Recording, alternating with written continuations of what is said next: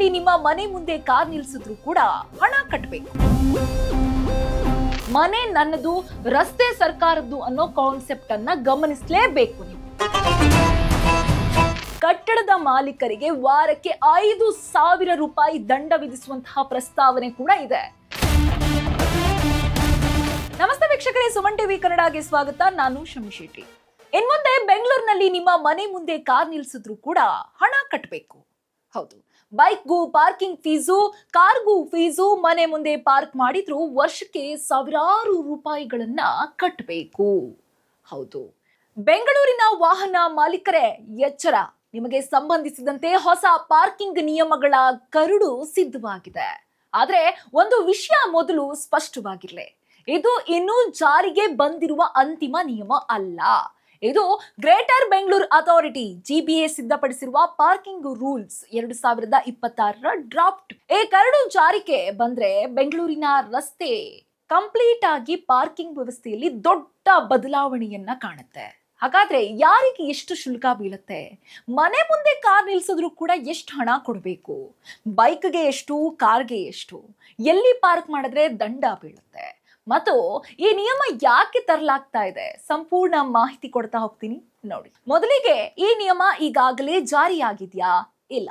ಇದು ಅತ್ಯಂತ ಮುಖ್ಯವಾದ ಪಾಯಿಂಟ್. ಕರ್ನಾಟಕ ಸರ್ಕಾರವು ಗ್ರೇಟರ್ ಬೆಂಗಳೂರು ಗವರ್ನೆನ್ಸ್ ಆಕ್ಟ್ ಅಲ್ಲಿ 2024ರ ಅಡಿಯಲ್ಲಿ ಆಗಸ್ಟ್ 12, 2026ರಂದು ಈ ಕರಡು ನಿಯಮಗಳನ್ನ ಪ್ರಕಟಿಸುತ್ತೆ.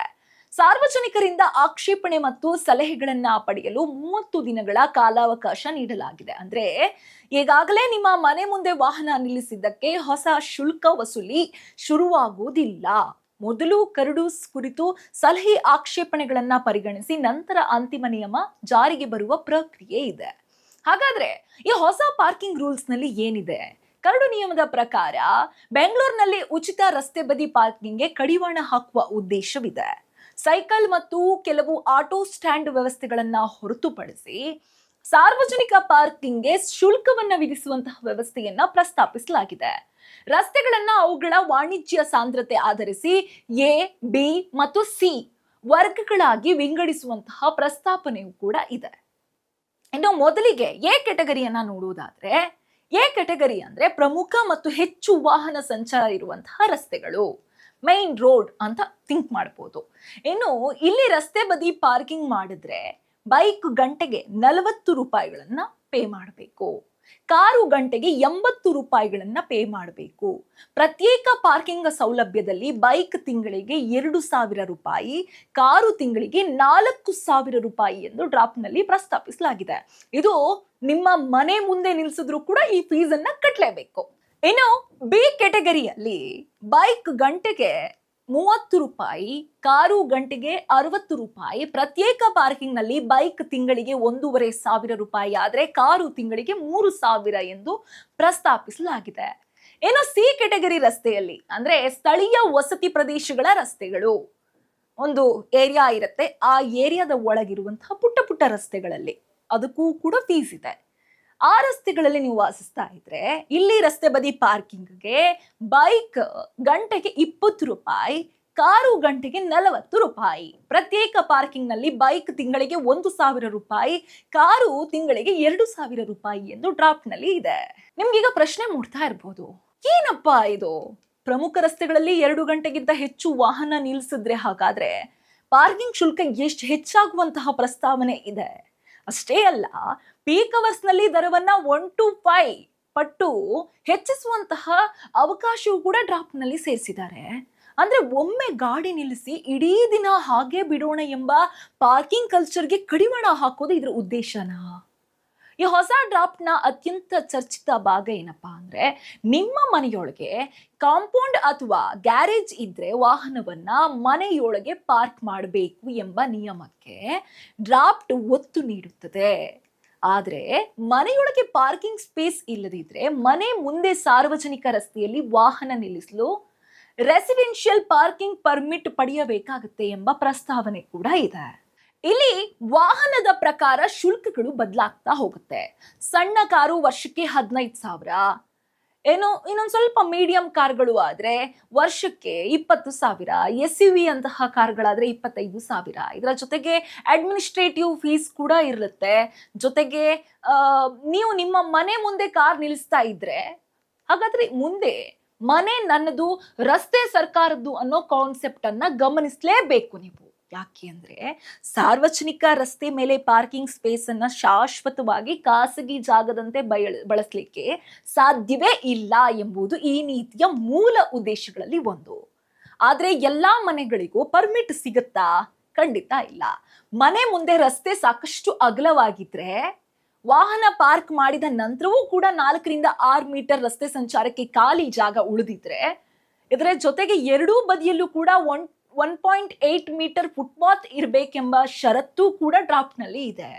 ಅಂದ್ರೆ ರಸ್ತೆ ಕಿರಿದಾಗಿದೆ ಎಂದು ಹೇಳಿ ನಿಮ್ಮ ಮನೆ ಮುಂದೆ ಗಾಡಿ ನಿಲ್ಲಿಸಲಿಕ್ಕೆ ಪರ್ಮಿಟ್ ಪಡೆದುಕೊಳ್ಳೋದು ಅಷ್ಟು ಸುಲಭ ಅಲ್ಲ ಅದು.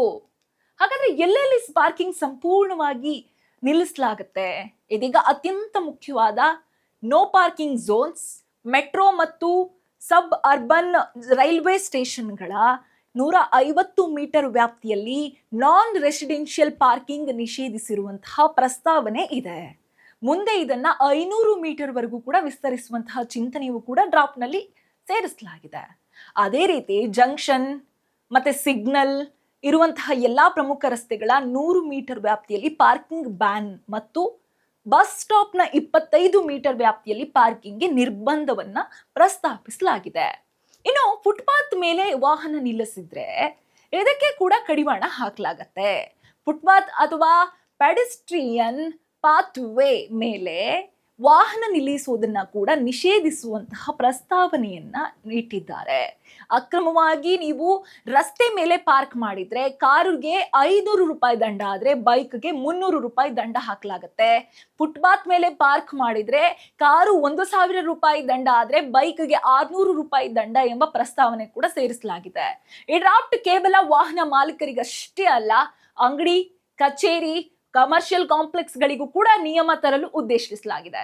ಬಿಲ್ಡಿಂಗ್ ಪ್ಲಾನ್ ನಲ್ಲಿ ಬೇಸ್ಮೆಂಟ್ ಪಾರ್ಕಿಂಗ್ ತೋರಿಸಿ ನಂತರ ಅದನ್ನೇ ಶಾಪ್ ಅಥವಾ ಗೋಡೌನ್ ಆಗಿ ಬಳಸಿಕೊಂಡು ಗ್ರಾಹಕರು ರಸ್ತೆ ಮೇಲೆ ಪಾರ್ಕಿಂಗ್ ಮಾಡುವಂತಹ ಪರಿಸ್ಥಿತಿ ಸೃಷ್ಟಿಯಾದ್ರೆ ಕಟ್ಟಡದ ಮಾಲೀಕರಿಗೆ ವಾರಕ್ಕೆ 5,000 ರೂಪಾಯಿ ದಂಡ ವಿಧಿಸುವಂತಹ ಪ್ರಸ್ತಾವನೆ ಕೂಡ ಇದೆ.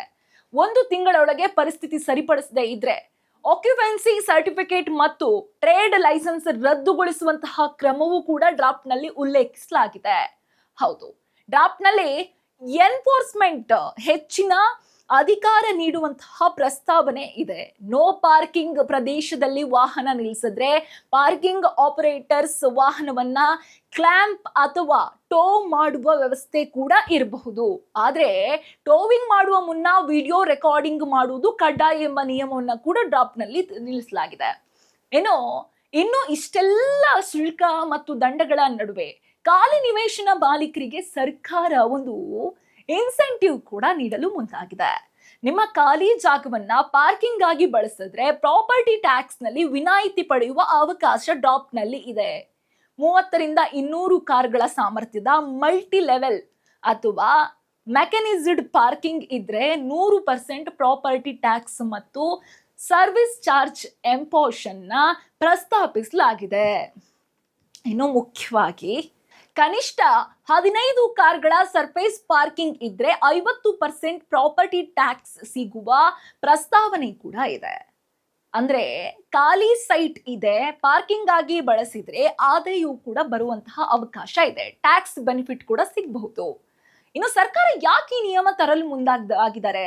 ನಮ್ಮನೆ ಎದುರು ನಾವು ಗಾಡಿ ನಿಲ್ಸಿದ್ರೆ ಏನ್ ಅವ್ರಿಗೆ ಪ್ರಾಬ್ಲಮ್ಮು ಅಂತ ನಿಮ್ಗೆ ಅನಿಸ್ತಾ ಇರ್ಬೋದು. ಇದರ ಹಿಂದಿನ ಮೂಲ ಕಾರಣವೇ ಬೆಂಗಳೂರಿನ ಪಾರ್ಕಿಂಗ್ ಕ್ರೈಸಿಸ್ ಅನ್ನ. ನಗರದಲ್ಲಿ ವಾಹನಗಳ ಸಂಖ್ಯೆ ಹೆಚ್ಚಾಗ್ತಾ ಇದೆ, ಆದ್ರೆ ರಸ್ತೆ ಜಾಗ ಮಾತ್ರ ತುಂಬಾ ಸೀಮಿತವಾಗಿದೆ. ಮನೆ ಮುಂದೆ, ಅಂಗಡಿ ಮುಂದೆ, ಫುಟ್ಪಾತ್ ಮೇಲೆ, ಸಿಗ್ನಲ್ ಹತ್ರ ಎಲ್ಲಂದ್ರಲ್ಲಿ ವಾಹನ ನಿಲ್ಲಿಸೋದ್ರಿಂದ ಟ್ರಾಫಿಕ್ ಕಂಜೆಕ್ಷನ್ ಮತ್ತಷ್ಟು ಹೆಚ್ಚಾಗ್ತಾ ಇದೆ. ಹೀಗಾಗಿ ರಸ್ತೆ ಸಾರ್ವಜನಿಕ ಸಂಚಾರಕ್ಕೋ ಅಥವಾ ಶಾಶ್ವತ ಪಾರ್ಕಿಂಗೋ ಎಂಬ ಪ್ರಶ್ನೆಗೆ ಉತ್ತರ ಹುಡುಕುವಂತಹ ಪ್ರಯತ್ನವೇ ಈ ಪಾಲಿಸಿಯ ಪ್ರಮುಖ ಉದ್ದೇಶ. ಹಾಗಾದ್ರೆ ಇದು ಜನರಿಗೆ ಅನುಕೂಲವಾ ಅಥವಾ ಹೊರೆನಾ? ಇಲ್ಲೇ ಒಂದು ನಿಜವಾದ ವಿಚಾರ ಇರೋದು. ಒಂದು ವರ್ಗದ ಜನ ಹೇಳ್ಬೋದು, ಇಲ್ಲಿ ಚೆನ್ನಾಗಿದೆ ರಸ್ತೆಯಲ್ಲಿ ಎಲ್ಲಂದ್ರಲ್ಲಿ ಯಾರ್ಯಾರು ಗಾಡಿ ನಿಲ್ಲಿಸ್ತಾರೆ ಅದಕ್ಕೆಲ್ಲ ಒಂದು ಕಡಿವಾಣ ಬೇಕು ಅಂತ. ಆದ್ರೆ ಮತ್ತೊಂದು ವರ್ಗದ ಜನರ ಪ್ರಶ್ನೆ ಏನಪ್ಪಾ ಅಂದ್ರೆ, ಮನೆ ಮುಂದೆ ಗಾಡಿ ನಿಲ್ಲಿಸಲು ವರ್ಷಕ್ಕೆ 15,000ದಿಂದ 25,000 ನಾವು ಯಾಕೆ ಕಟ್ಟಬೇಕು? ವಿಶೇಷವಾಗಿ ಮನೆಗೆ ಪಾರ್ಕಿಂಗ್ ಸ್ಪೇಸ್ ಇಲ್ಲದ ಅಪಾರ್ಟ್ಮೆಂಟ್ ಅಥವಾ ಓಲ್ಡ್ ರೆಸಿಡೆನ್ಷಿಯಲ್ ಲೇಔಟ್ ನಲ್ಲಿ ವಾಸಿಸುವ ಜನರಿಗೆ ಇದು ದೊಡ್ಡ ಫಿನಾನ್ಷಿಯಲ್ ಬರ್ಡನ್ ಆಗಬಹುದು ಎಂಬ ಪ್ರಶ್ನೆಯೂ ಕೂಡ ಇದೆ. ಮತ್ತೊಂದೆಡೆ ಸರ್ಕಾರದ ದೃಷ್ಟಿಕೋನದಿಂದ ನೋಡಿದ್ರೆ ಉಚಿತ ಪಾರ್ಕಿಂಗ್ ಅಂದ್ರೆ ಸಾರ್ವಜನಿಕ ರಸ್ತೆಯನ್ನ ದೀರ್ಘಕಾಲ ಖಾಸಗಿ ಪಾರ್ಕಿಂಗ್ ಸ್ಪೇಸ್ ಆಗಿ ಬಳಸುವ ಅವಕಾಶವಾಗಬಾರದು ಎಂಬ ವಾದ ಕೂಡ ಸರ್ಕಾರದ್ದು. ಹಾಗಾದ್ರೆ ಬೆಂಗಳೂರಿನ ಪಾರ್ಕಿಂಗ್ ಸಮಸ್ಯೆಗೆ ಶುಲ್ಕವೇ ಪರಿಹಾರವಾ, ಅಥವಾ ಮೊದಲು ಸಾಕಷ್ಟು ಪಾರ್ಕಿಂಗ್ ಸ್ಪೇಸ್ ನಿರ್ಮಿಸಿ ನಂತರ ಫೀಸ್ ಮತ್ತು ಫೈನ್ಸ್ ಜಾರಿಗೆ ತರಬೇಕಾ? ಒಂದೆಡೆ ಫೀಸ್ ಪಾರ್ಕಿಂಗ್ ಕಲ್ಚರ್ಗೆ ಅಂತ್ಯ ಬೇಕು ಎಂಬ ವಾದ ಒಂದ್ ಕಡೆ ಆದ್ರೆ, ಮತ್ತೊಂದೆಡೆ ಸಾಮಾನ್ಯ ಜನರ ಮೇಲೆ ಮತ್ತೊಂದು ಫಿನಾನ್ಷಿಯಲ್ ಬರ್ಡನ್ ಬೇಡ ಎಂಬ ಆತಂಕ ಹೆಚ್ಚಾಗ್ತಾ ಇದೆ. ಹೀಗಾಗಿ ಪಾರ್ಕಿಂಗ್ ರೂಲ್ಸ್ 2026ರ ಅಂತಿಮ ರೂಪ ಪಡೆಯುವ ಮೊದಲು ಜನರ ಅಭಿಪ್ರಾಯವು ಬಹಳ ಮುಖ್ಯ. ನಿಮ್ಮ ಮನೆ ಮುಂದೆ ಕಾರು ನಿಲ್ಲಿಸಲು ವರ್ಷಕ್ಕೆ 15,000ದಿಂದ 25,000 ಕೊಡಬೇಕಾದ್ರೆ ನೀವು ಈ ನಿಯಮವನ್ನ ಬೆಂಬಲಿಸ್ತಿದ್ದೀರಾ, ಅಥವಾ ಮೊದಲು ಪಾರ್ಕಿಂಗ್ ಕೊಡಿ ನಂತರ ಫೀಸ್ ತೆಗೆದುಕೊಳ್ಳಿ ಅಂತೀರಾ? ಮನೆ ಮುಂದೆ ಕಾರ್ ನಿಲ್ಲಿಸಲು ವರ್ಷಕ್ಕೆ 15,000ದಿಂದ 25,000 ಕೊಡೋದು ಸರಿಯಾ? ರಸ್ತೆ ಬದಿ ಪಾರ್ಕಿಂಗ್ಗೆ ಗಂಟೆಗೆ 40ರಿಂದ 80 ರೂಪಾಯಿ ಶುಲ್ಕ ಒಪ್ಕೊಂತೀರಾ? ಫ್ರೀ ಪಾರ್ಕಿಂಗ್ ಸಂಪೂರ್ಣ ಬಂದ್ ಮಾಡೋದು ಬೆಂಗಳೂರಿನ ಟ್ರಾಫಿಕ್ ಸಮಸ್ಯೆಗೆ ಪರಿಹಾರ ಆಗುತ್ತಾ? ನಿಮ್ಮ ಅಭಿಪ್ರಾಯ ಏನು? ಕಾಮೆಂಟ್ ಮಾಡಿ ತಿಳಿಸಿ.